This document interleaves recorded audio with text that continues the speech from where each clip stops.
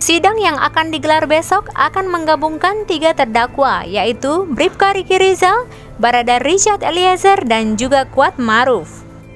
Susi ART Verdi Sambo dan juga sopir yang membawa ambulans jenazah Brigadir Yosua juga akan dihadirkan sebagai saksi. Lantas, apa yang diharapkan dari keluarga Yosua dengan penggabungan 3 terdakwa ini, dan juga apa dampak dari saksi yang akan dihadirkan besok bagi keluarga Yosua? Begini tanggapan langsung dari kuasa hukum keluarga Brigadir Nofriansah Yosua Huta Barat, Martin Lucas Simanjuntak. Tentunya setiap pemeriksaan saksi itu akan membuat suatu perkara ya, entah lebih terang atau lebih gelap, tergantung kesaksian yang disampaikan oleh saksi di depan persidangan. Apakah mereka memilih untuk jujur atau mereka memilih melakukan seperti yang dilakukan oleh Susi ya, seperti yang dilakukan oleh Daryanto kalau nggak salah itu namanya ya, security yang bekerja di rumah Duren 3 ya.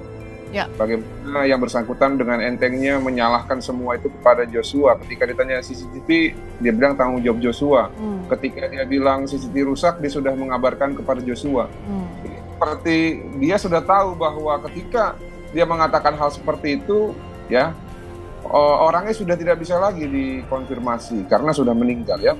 Lalu tadi, apakah perkara ini akan menjadi terang, khususnya ketika pemeriksaannya digabung menjadi sekaligus 3 terdakwa gitu. 3 terdakwa ya.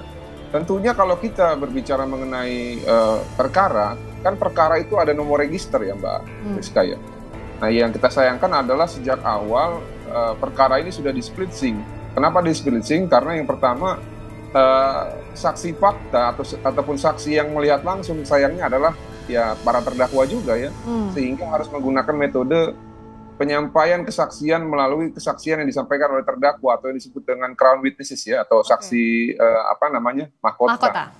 Nah, tentunya ketika digabung kita harus lihat dulu mana sih terdakwa yang berpotensi lebih jujur ya. Nah, dari 3 terdakwa ini kan ada 2 terdakwa lain ya, yang secara kualitas keterangan itu masih diragukan. Nah, ketika digabung bukan hanya mengamputasi batasan ataupun limitasi untuk bertanya, karena nanti pasti akan dibatasi. Misalkan ya, penasihat hukum hanya dikasih 2 penasihat hukum yang untuk bertanya, dan hanya dibatasi mungkin hanya 5 masing-masing 5 pertanyaan.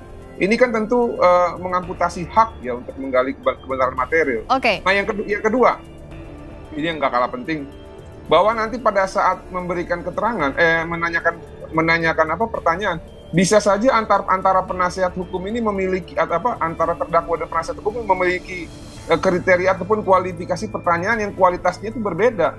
Jadi yang satu mengarah kepada kejujuran, yang satu lagi mengarah kepada ketidakjujuran nanti pada pertanyaan itu. Nah, ini yang menurut saya ya tidak pas gitu ya.